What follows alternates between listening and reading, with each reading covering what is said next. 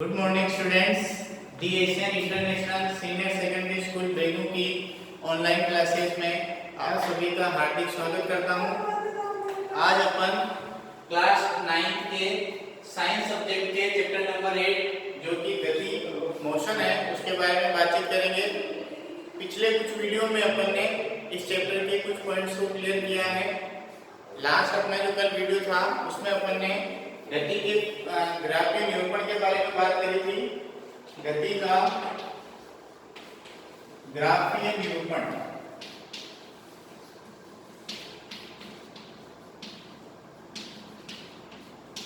गति का ग्राफीय निरूपण के बारे में अपन ने बात करी थी।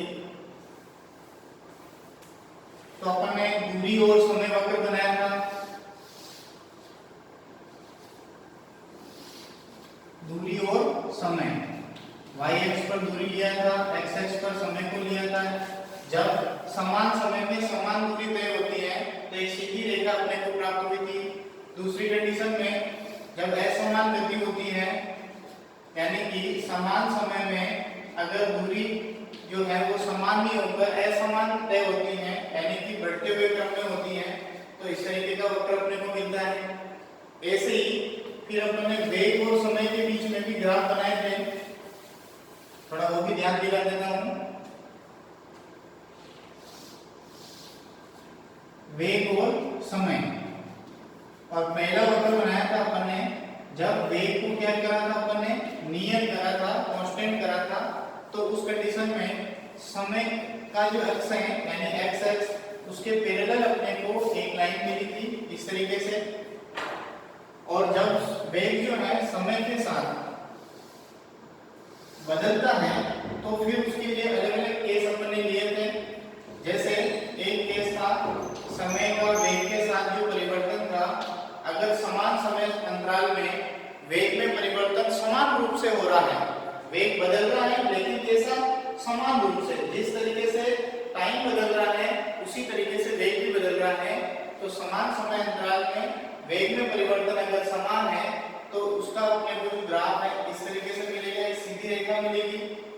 और अगर वेग जो है असमान तरीके से बदलता है, ठीक है, यानी कि कभी बढ़ता है कभी घटता है या एक समान रूप से कम हो रहा है, तो जब एक समान रूप से कम होगा उस कंडीशन में कैसा वक्र मिलेगा, उस कंडीशन में इस तरीके का वक्र मिलेगा। यानी कि लगातार समय के सापेक्ष जो है वेग जो है वो समान रूप से कम हो रहा है, ऐसा अपने को वक्र मिलेगा। और जब कभी बढ़ता है कभी घटता है उस कंडीशन में क्या होगा, इस तरीके का वक्र मिलेगा, कभी बढ़ा कभी घटा इस तरीके से। यानी वेग कभी बढ़ता है कि किसी समय अंतराल में कम होता है और किसी समय अंतराल में बढ़ने लग जाता है। तो ये कुछ अपन ने गति का ग्राफीय निरूपण समझा था दूरी समय वक्र और वेग समय वक्र के माध्यम से। आज अपन इससे आगे बात करेंगे गति के समीकरण। लास्ट वीडियो में मैंने गति के 3 समीकरण आपके सामने यहाँ बोर्ड पर लिखे थे, आपको ध्यान आ गया होंगे। गति के 3 समीकरण हैं जो दूरी, समय और विस्थापन इन सब में आपस में संबंध को व्यक्त करते हैं। गति के समीकरण,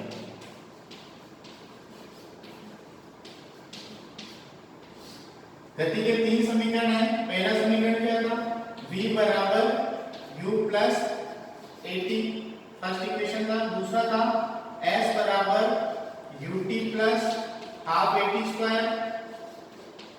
तीसरा था v स्क्वायर बराबर u स्क्वायर प्लस 2as।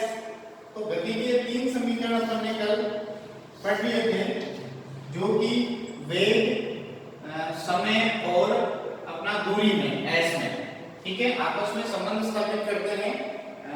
वेग जब त्वरण जो है वो समान रहता है तब। तो ये जो समीकरणें बनती हैं इन समीकरणों को अपन गति के समीकरण कहते हैं। आज अपन इन तीनों समीकरणों को ग्राफीय विधि से व्युत्पन्न करेंगे, ग्राफीय विधि से इनको प्राप्त करेंगे, वो आज का अपना टॉपिक है। इसको लेते हैं ग्राफीय विधि से गति के समीकरण।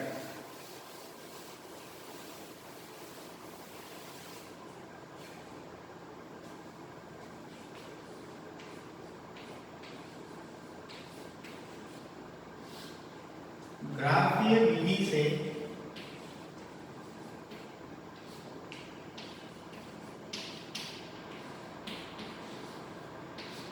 गति के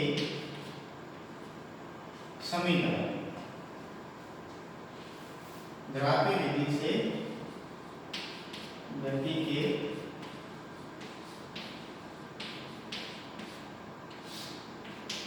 समीकरण। सबसे पहले अपन ग्राफ बनाते हैं वेग समय वक्र। ये अपना वेग समय वक्र x एक्स है, ये y एक्स है, ये अपना मूल बिंदु। x एक्स पर समय लेना है टाइम, और y एक्स पर वेग लेना है। ठीक है, इस तरीके का एक ग्राफ बनाना है। ये A बिंदु है और ये B बिंदु। ठीक है, अपन t बराबर 0 समय लेंगे, उस समय कोई वस्तु A बिंदु पर स्थित है और फिर वो एक समान उसका वेग बदलता है समय के सापेक्ष, और t समय पर वो B बिंदु पर पहुंच जाता है। तो ये अपने को AB एक जो है वक्र प्राप्त हुआ वेग और समय के बीच में। और वेग और समय की जब अपन बात करते हैं तो समय के सापेक्ष वेग में जो परिवर्तन होता है तो त्वरण बनता है, यानी कि इसमें त्वरण जो है वो शो हो रहा है AB ग्राफ के माध्यम से। अगर अपन इस B बिंदु के x एक्स पर मान देखते हैं तो यहाँ ये मिलता है। इसी तरीके से इसको मैं पैरेलल बनाऊं तो यहाँ भी एक पॉइंट मिलेगा। y एक्स पर भी इसका मान देखूं तो ये AB हो गया, इसको मैं C ले लेता हूँ, ये D और ये E। एक तरीके से एक वक्र बन गया AB वक्र। उससे मैंने इसमें अलग अलग नए ट्रायंगल बन गया, ये चतुर्भुज हो गया, इधर त्रिभुज हो गया, ऐसे आकृति बने। ये जो एक पॉइंट है इसमें t जो है वो 0 है और वेग वो u है। जब B बिंदु पर वस्तु चली जाती है, पिंड चला जाता है, उस कंडीशन में उसका समय जो है वो t हो जाता है। तो x एक्स पर अपन ने t लिया तो यह जो पॉइंट होगा ये t समय पर वस्तु यहाँ आती है और उसका वेग क्या हो जाता है, उसका वेग हो जाता है v। तो वेग में परिवर्तन हो रहा है u से v और समय में परिवर्तन हो रहा है 0 से t। तो ये जो डिस्टेंस होगी ये t माइनस 0 यानी कि क्या होगी, ये t होगी। और ये जो डिस्टेंस होगी इसको मैं यहाँ लिख देता हूँ, क्योंकि ये वाला मान और ये वाला मान क्या है, सेम होगा। तो ये होगा v माइनस u। ठीक है, अगर अपन इस दूरी की बात करें OA की, उसको मैं इधर लिख देता हूँ BC और OA ये सेम होगा। तो ये होगा अपना, क्योंकि ये 0 है तो u माइनस 0। u माइनस 0 क्या होगा, u हो जाएगा, सीधा u लिख देता हूँ मैं। तो ग्राफीय विधि से गति के समीकरण अपने को प्राप्त करने के लिए, व्युत्पन्न करने के लिए इस तरीके का एक वेग समय के बीच में अपने को वक्र बनाना पड़ेगा, ग्राफ बनाना पड़ेगा, और फिर अपन आगे समीकरणों को इस वक्र के माध्यम से प्राप्त करेंगे। तो अपन अब पहले समीकरण की बात करते हैं, फर्स्ट इक्वेशन। फर्स्ट क्या है, त्वरण की परिभाषा से, क्योंकि वक्र जो है वेग और समय में वक्र है। सबसे पहले लेता हूं मैं त्वरण की परिभाषा से। त्वरण की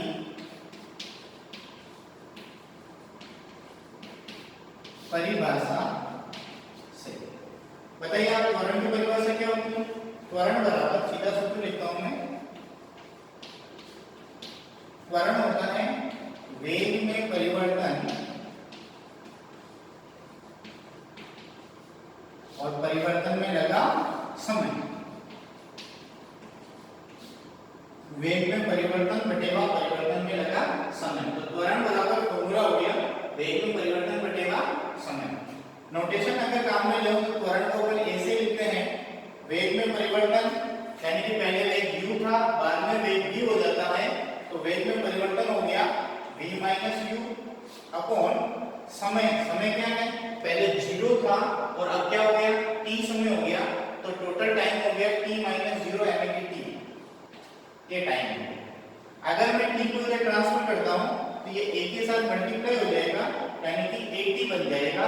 80 बराबर v माइनस u। ये जो माइनस का u है, अगर इसको भी मैं इधर ट्रांसफर कर देता हूँ लेफ्ट साइड में, तो ये बनेगा अपना u इधर आएगा तो नेगेटिव से पॉजिटिव हो जाएगा, यानी कि u प्लस 80 बराबर v। और इसी को मैं अगर इस तरीके से लिखूं v बराबर u प्लस 80, तो ये अपना गति का प्रथम समीकरण जो था वो अपने को मिल जाता है, v बराबर u प्लस 80, जहां v होगा अंतिम वेग, u होगा प्रारंभिक वेग, a होगा त्वरण और t होगा समय। कंप्लीट। इस वक्र में वेग और समय में परिवर्तन हो रहा है और वेग और समय में जो परिवर्तन होता है वहां त्वरण बनता है। तो अपन ने फर्स्ट इक्वेशन निकालने के लिए त्वरण की डेफिनेशन को काम में लिया। त्वरण बराबर होता है वेग में परिवर्तन बटेगा समय। वेग में परिवर्तन को अपन v माइनस u से लिखेंगे और समय को t से लिखेंगे। त्वरण का नोटेशन है a। और थोड़ा सा इसको सोल्व किया तो अपना v बराबर u प्लस 80 के रूप में जो गति का प्रथम समीकरण है, फर्स्ट इक्वेशन है, वो निकल कर आ गया। ये अपना पहला समीकरण हो गया। यहीं से अपन आगे बढ़ते हैं, दूसरा समीकरण निकालेंगे। तो दूसरा समीकरण की बात करता हूं मैं।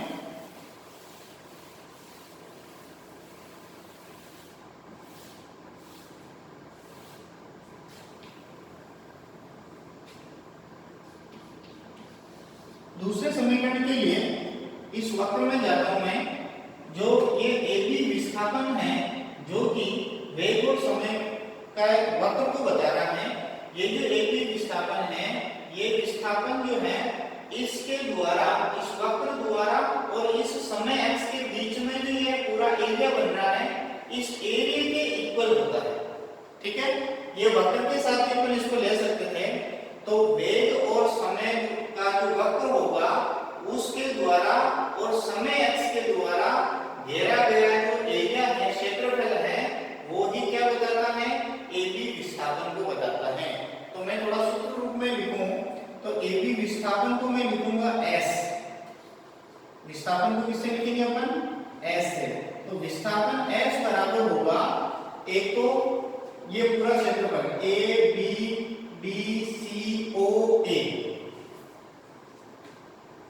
क्षेत्रफल ABDCOA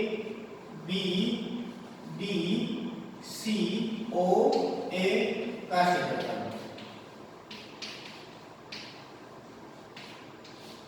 ठीक है, यानी कि वैसे भी अपन बात करते हैं कि विस्थापन कैसे आता है।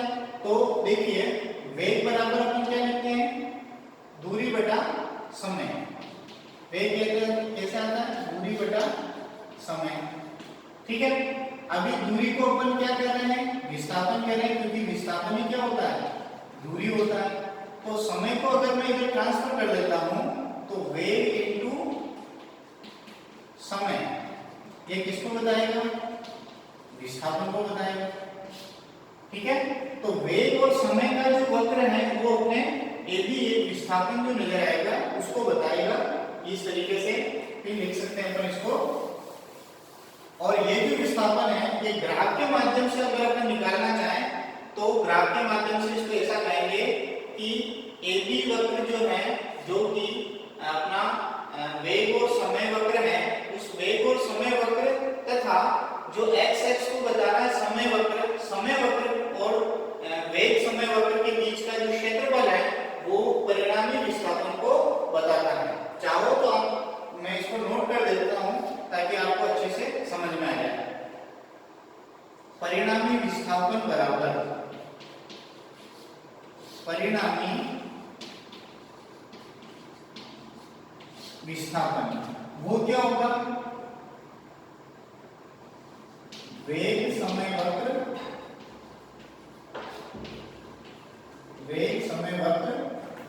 व समय अक्ष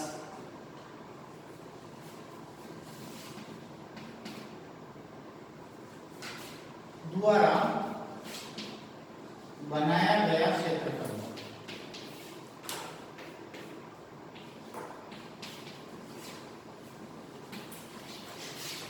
बात समझ में आ गई होगी।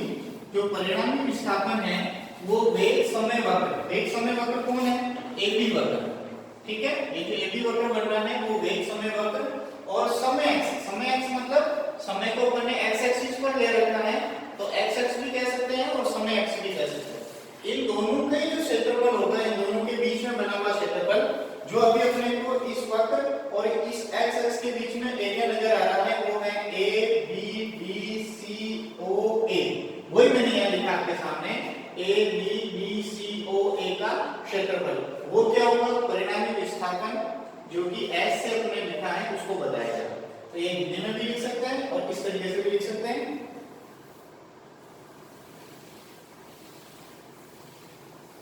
अब जो ये एरिया बन रहा है ABCDCO का क्षेत्रफल, ये दो अलग अलग आकृतियां नजर आ रही है। एक तो ABB जो कि एक त्रिभुज है, दूसरा ABCO ये चतुर्भुज है। तो मैं इसको अलग अलग दो भागों में कर देता हूं। S बराबर त्रिभुज ABC ABD, ये ABD, ओके, ABD का क्षेत्रफल प्लस दूसरा एरिया कौन सा होगा? ADCO, और ये क्या है? एक चतुर्भुज है, तो चतुर्भुज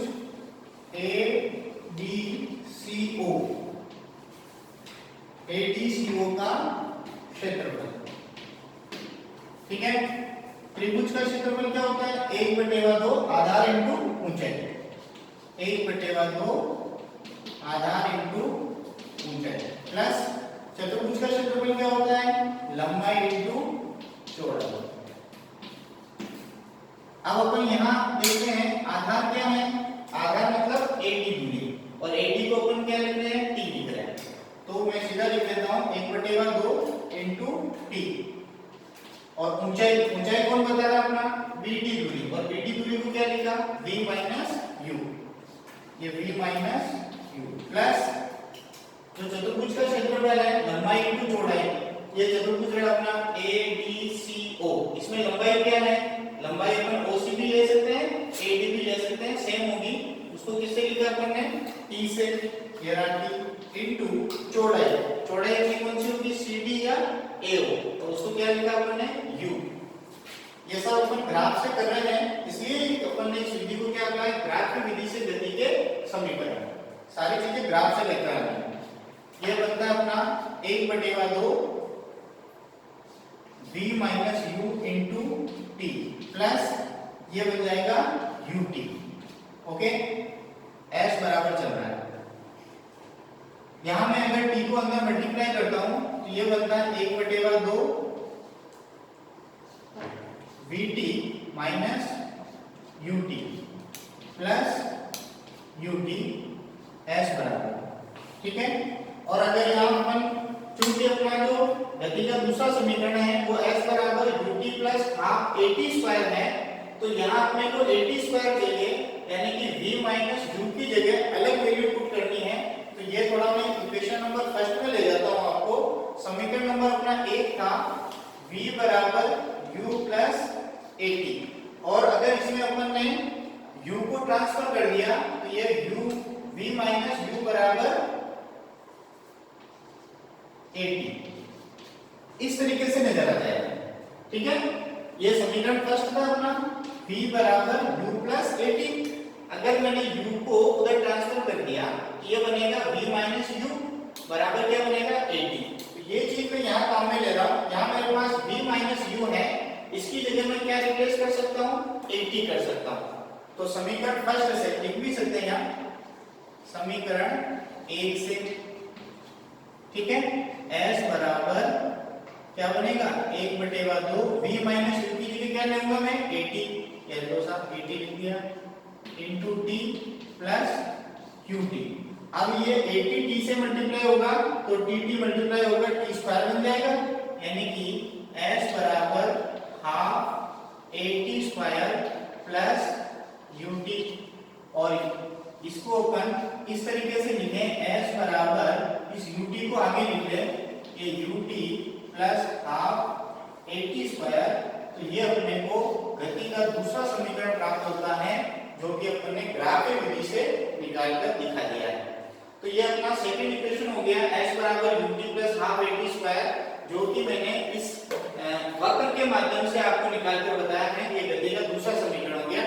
ऐसे अपने फर्स्ट और सेकंड दो इक्वेशन हो गई। अब लास्ट इक्वेशन बची है, वो भी अपन इस ग्राफ के माध्यम से निकाल लेते हैं। बहुत आसान है, अगर आप ध्यान से ब्लैक बोर्ड की ओर देखते रहेंगे तो कोई खास नहीं है, बहुत आसानी से आपको समझ में आ जाएगा। अब अपन निकालते हैं गति का तीसरा समीकरण। क्या है वो ध्यान में आया होगा आप लोगों के, v स्क्वायर बराबर u स्क्वायर प्लस 2as। वो भी मैं अगर इस ग्राफ से देखता हूं तो ग्राफ में अब मैं लेता हूं a b c o, एक समलंब चतुर्भुज नजर आ रहा है, क्योंकि ये दो लाइन जो है ये पैरेलल लाइन है। समलंब चतुर्भुज किसे कहते हैं, तो जिसमें भुजाओं का एक जोड़ा क्या होना चाहिए, समांतर होना चाहिए। तो अभी AO और जो BC है ये समांतर भुजाएं हैं, तो इनको मैं लेकर करता हूं। देखिए यहां जो विस्थापन है वो एक सूत्र वापस सेकंड जो इक्वेशन में काम में लिया, S बराबर समलंब चतुर्भुज, समलंब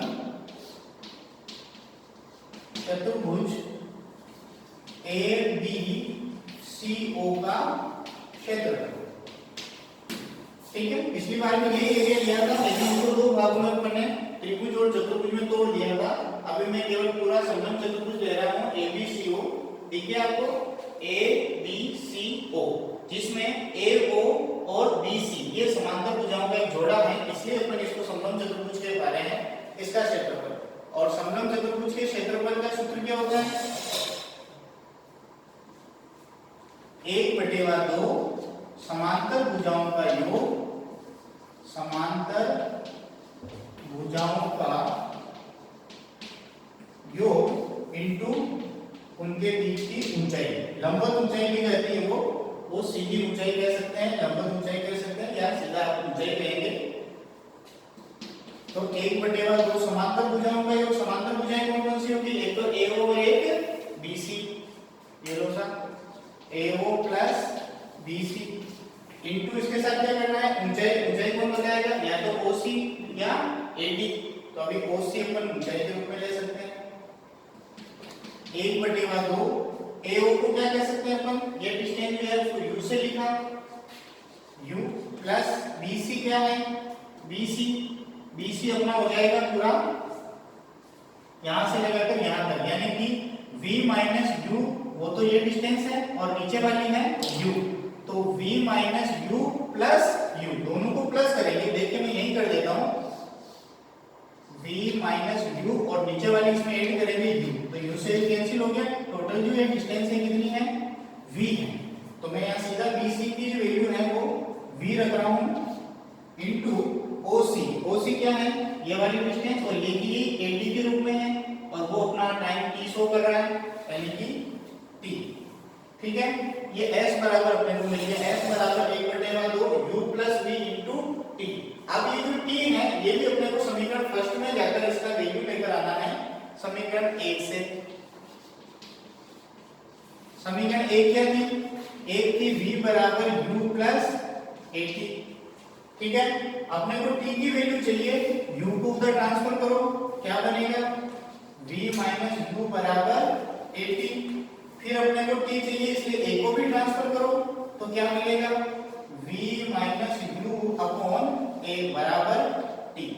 ये अपने को t की वैल्यू मिली, V minus U upon a बराबर t। ये t की वैल्यू अपने को यहाँ काम में लेनी है, तो यहाँ काम में ले लेता हूँ। देखिए अतः S बराबर अपने को मिला 1/2 U प्लस V इंटू, देखिए t की जगह रख रहा हूं मैं ये V minus U upon a। ठीक है, अब मुझे कुछ भी नहीं करना, थोड़ा सा कैलकुलेशन करते ही अपनी जो थर्ड इक्वेशन है वो अपने को मिल जाएगी। मैं डायग्राम ड्रॉ कर देता हूं, अब उसकी आवश्यकता नहीं मुझे। देखिए यहां से अपन आगे बढ़ते हैं। S बराबर 1/2 ऊपर U प्लस V और V माइनस U, तो इसको भी मैं V प्लस U लिख सकता हूं, V प्लस U प्लस में आगे पीछे लिखने से क्रम बदलने से कोई अंतर और ये बन रहा अपना v माइनस यू अपॉन में क्या बनेगा a। ठीक है, अब ये जो 2 है इसको भी मैं अगर चाहूं तो थोड़ा व्यवस्थित कर देता हूं। ये 2 जो है ये अपॉन में है, इसका मतलब 2a के रूप में इसको लिख सकते हैं अपन। ये s बराबर अपना बन गया s बराबर u plus v sorry v plus u और v minus u upon 2a। तो ये एक आइडेंटिटी बन गई अपनी। जब मैथ्स में जाते हैं अपन तो a प्लस b और a माइनस b एक आइडेंटिटी होती है a square minus b square. तो यहाँ बन रहा अपना v प्लस u और v माइनस u यानी कि v square minus u square. ठीक है, ये आइडेंटिटी आपको ध्यान में आ गई होगी, नहीं तो मैं यहाँ लिख देता हूँ। और क्या होता है मैथ्स में सूत्र है ये a प्लस b और a माइनस b क्या होता है a square minus b square. ठीक है, तो इस आइडेंटिटी को मैंने यहाँ अप्लाई किया। एक प्लस में होता है, एक माइनस में होता है, एक प्लस और एक माइनस, तो वो स्क्वायर के रूप में इस तरीके से नजर आता है। अपने यहाँ ये मैंने काम में लिया है। तो ये s बराबर बन गया v square minus u square upon 2a। इस 2a को अगर मैं उधर ट्रांसफर कर देता हूँ तो ये भाग में है, उधर गुणे में जाएगा, यानी कि ये दिखेगा अपने को 2as बराबर v square minus u square. ये जो v स्क्वायर है माइनस में है, अगर इसको भी उधर ट्रांसफर करूंगा तो माइनस उधर जाएगा तो प्लस हो जाएगा, यानी कि u स्क्वायर प्लस 2as बराबर बनेगा v स्क्वायर। और इसी को अगर मैं इस तरीके से अगर लिख दूं, v स्क्वायर को लेफ्ट में लिख दूं और बाकी वैल्यू को राइट कर दूं, यानी कि u स्क्वायर प्लस 2as, तो ये अपना समीकरण बनता है गति का थर्ड समीकरण, v स्क्वायर बराबर u स्क्वायर प्लस 2as। तो आज अपन ने ग्राफिक विधि से गति के तीनों समीकरण ज्ञात किए, प्राप्त कर लिए हैं। पहला था v बराबर u प्लस 80, दूसरा था s बराबर ut प्लस हाफ 80 स्क्वायर, और तीसरा है v स्क्वायर बराबर u स्क्वायर प्लस 2as। तो ग्राफिक विधि से गति के तीनों समीकरण मैंने बहुत आसानी से क्लियर किए हैं। आपको इन समीकरणों के माध्यम से कुछ भी बात समझ में नहीं आई है तो अपने ये सर्किल नंबर दे रखे हैं, इस नंबर पर आप बताइए तो मैं आपको फिर से इसमें जो भी कंफ्यूज है उसको क्लियर करूंगा। मेरे द्वारा दी गई क्लास आपको बहुत अच्छी लगी होगी। इस क्लास को आप ज़्यादा से ज़्यादा अपने दोस्तों के साथ शेयर कीजिए। सभी को इस क्लास का लाभ हो। बहुत बहुत धन्यवाद।